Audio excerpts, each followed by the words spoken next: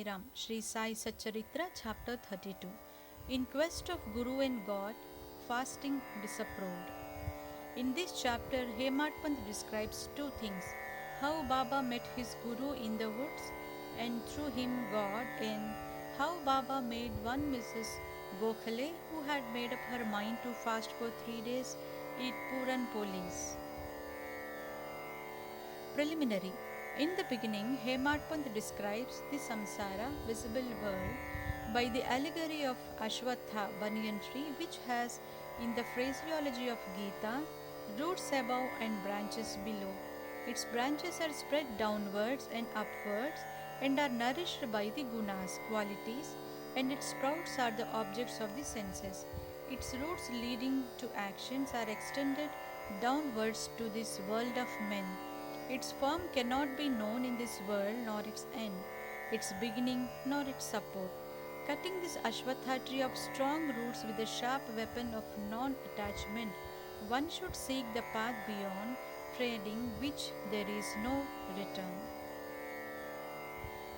For traversing this path, the help of a good guide, Guru, is absolutely necessary.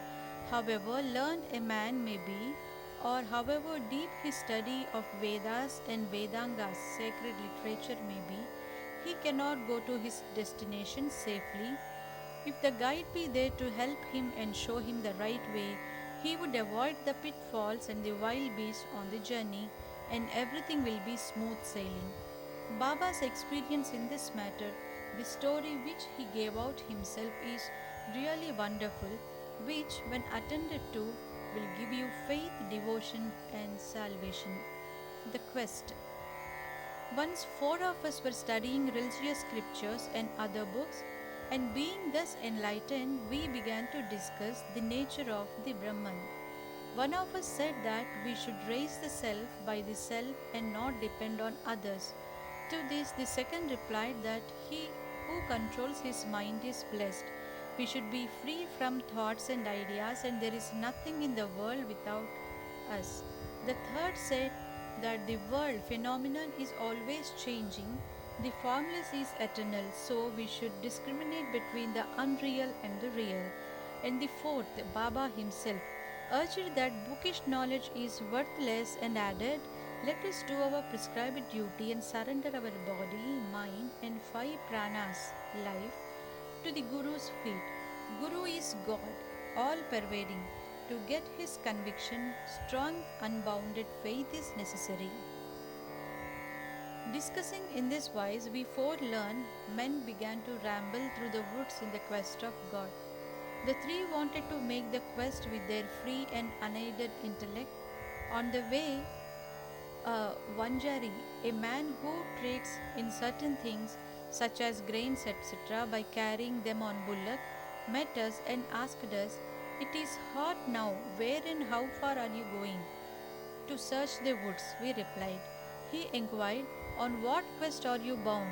We gave him an ambiguous and evasive reply. Seeing us rambling aimlessly, he was moved and said, without knowing the woods fully, you should not wander at random. If you want to walk through the forest and jungles, you should take a guide with you. Why do you exert yourselves unnecessarily at this sultry noontime? You may not give out to me your secret quest, still, you can sit down, eat bread, drink water, take rest, and then go. Be always patient at heart. Though he spoke so tenderly, we discarded his request and marched on. We thought that we were self contained men and needed nobody's help. The woods were vast and trackless. The trees therein grew so close and tall that the sun's rays could not penetrate through them. So we lost our way and wandered here and there for a long time. Ultimately, through sheer good luck, we came back to the place from where we started. The Vanjari met us again and said, relying on your own cleverness, you missed your way. A guide is always necessary to show us the right way in small or great matters, and no quest can be successfully carried out on any empty stomach. Unless God wills it, no one meets us on the way. Do not discard offers of food. Served dish should not be thirst away. Offers of bread and food should be regarded as auspicious signs of success. Saying this, he again offered us food and asked us to be calm and patient. Again, we did not like this good hospitality and discarded his offer and went away. Without doing any question, without taking any food, the three began to move out. So obstinate were they. I was hungry and thirsty, and I was moved with the Vanjari's extraordinary love. We thought ourselves very learned, but were quite strangers to pity and kindness. The Vanjari was quite illiterate and unqualified fellow and belonged to a low caste. Still he had love in his heart and asked us to eat the bread. In this way, he who loves others disinterestedly is really enlightened, and I thought acceptance of his hospitality was the best beginning of getting knowledge. So, every respectfully, I accepted the loaf of bread offered, ate it, and drank water. Then, too, the Guru at once came and stood before us. What was the dispute about? He asked, and I told him everything that had happened. Then he said, would you like to come with me? I will show you what you want, but be alone. Who believes in what I say will be successful. The others did not agree to what he said and left him, but I bowed to him reverently and accepted his dictum. Then he took me to a well, tied my feet with a rope, and hung me, head downwards, the feet up, from a tree near the well.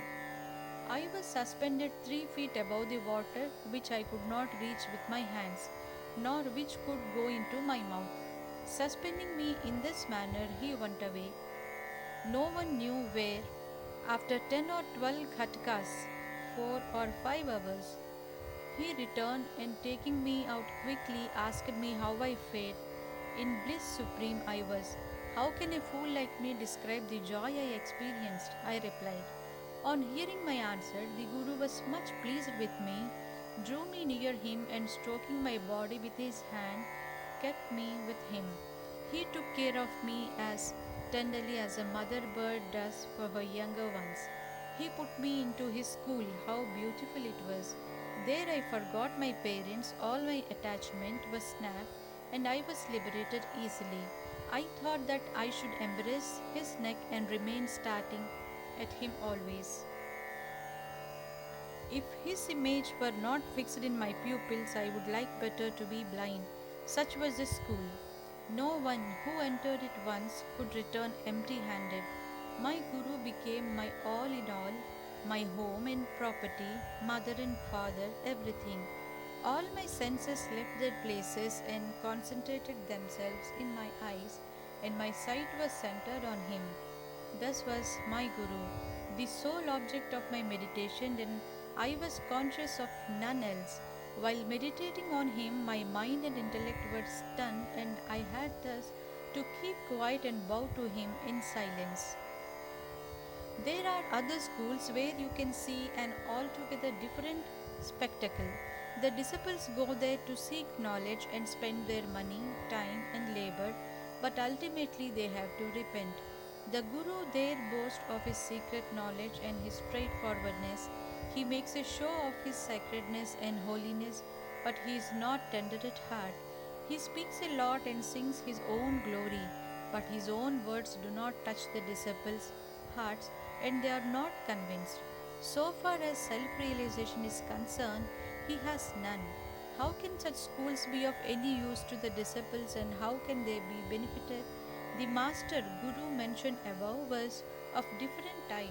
By his grace, realization flashed upon me of itself without effort or study. I had not to seek anything, but everything became clear to me as broad daylight. The Guru alone knows how to topsy turvy suspension with lead down and feet up can give happiness. Among the four, one was a karmata, ritualistic, who only knew how to observe and abstain from certain rites. The second was a gnani, who was puffed up with pride and knowledge, and the third was a bhakta, who surrendered himself completely to God. believing that he was the sole doer. When they were discussing and arguing, the question of God turned up, and they, depending on their unaided knowledge, went in search of him. Sai, who was discrimination and dispassion incarnate, was one of the four.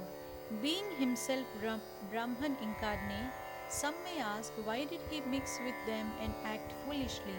He did this for attaining the good of the public and setting them an example to follow. Though an incarnation himself, he respected a low Vanjari by accepting his food with the firm belief that food is Brahman, and showed how those who rejected Vanjari's hospitable offer suffered and how it was impossible to get jnana without a guru. The Shruti Taittiriya Upanishad exhorts us to honor and worship mother, father, and preceptor, and to study, learn, and teach the sacred scriptures. These are the means of purifying our minds, and unless this purification is effected, self realization is not possible. Neither the senses nor the mind and intellect reach the self. Modes of proof, such as perception and interference, will not help us in the matter. It is the grace of the Guru that counts.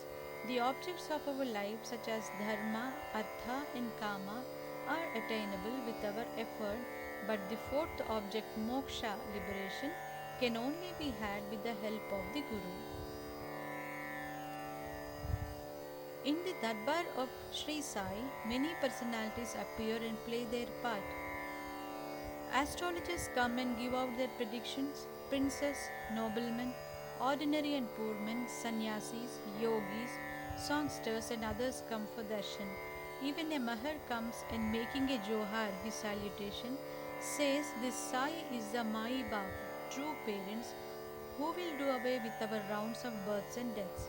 So many others, such as jugglers, godhalis, and blind and the lame, Nath Panthis, dancers, and other players come and are given suitable reception.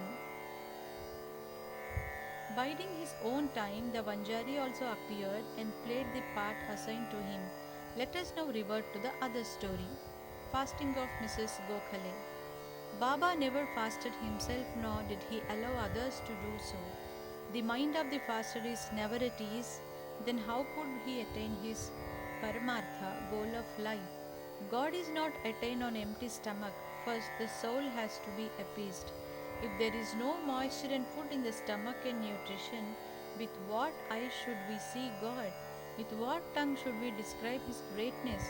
And with what ears should we hear the same? In short, when all our organs get their proper nutrition and are sound, we can practice devotion and other sadhanas to attain God.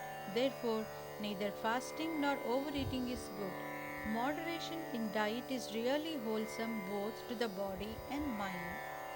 One Mrs. Gokhale came to Shirdi with an introductory letter from Mrs. Kashibai Kanitkar, a devotee of Baba, to Dadar Kelkar. She came to Baba with a determination to sit at Baba's feet, observing a 3 days fast. The day previous, Baba said to Dada Kelkar that he would not allow his children to starve during the Shimga, that is, holidays, and that if they had to starve, why was he there? Next day, when the women went with Dada Kelkar and sat at Baba's feet, Baba at once said to her, "Where is the necessity of fasting? Go to Dada Bhatt's house, prepare a dish of puran polis, wheat rotis with gram flour and jaggery, feed his children and yourself too." Shimga holidays were on. Mrs. Kelkar was then in her menses, and there was nobody to cook in Dada Bhatt's house. So Baba's advice was very timely. Then Mrs. Gokhale had to go to Dada Bhatt's house and prepare the dish as directed. She cooked that day, fed others and herself. What a good story, and how beautiful its import. Baba's Sarkar. Baba gave a story of his boyhood as follows. When I was a youngster, I was in search of bread and went to Beedgaon. There I got embroidery work. I worked hard, sparing no pains. The employer was much pleased with me. 3 other boys worked before me. The first got 50 rupees, the second got 100 rupees, and the third 150 rupees. And I was given twice the whole of this amount, that is 600 rupees. After seeing my cleverness, the employer loved me, praised me, and honored me with a full dress, a turban for the head, and a shell for the body, etc. I kept this dress intact without using it. I thought that was a man might give does not last long and it is always imperfect. But what my Sirkar God gives lasts to the end of time. No other gift from any man can be compared to his. My Sirkar says, take, take. But everybody comes to me and says, give, give. Nobody attends carefully to the meaning of what I say. My Sirkar's treasury, spiritual wealth is full. It is overflowing. I say, dig out and take away this wealth in cart loads. The blessed son of a true mother should fill himself with this wealth. The skill of my fakir, the leela of my Bhagavan, the aptitude of my Sirkar is quite unique. What about me? Body, earth will mix with earth, breath with air. This time won't come again. I go somewhere, sit somewhere. The hard Maya troubles me much. Still, I feel always anxiety for my men. He who does anything spiritual endeavor will reap its fruit, and he who remembers these words of mine will get invaluable happiness. Bow to Sri Sai, peace be to all.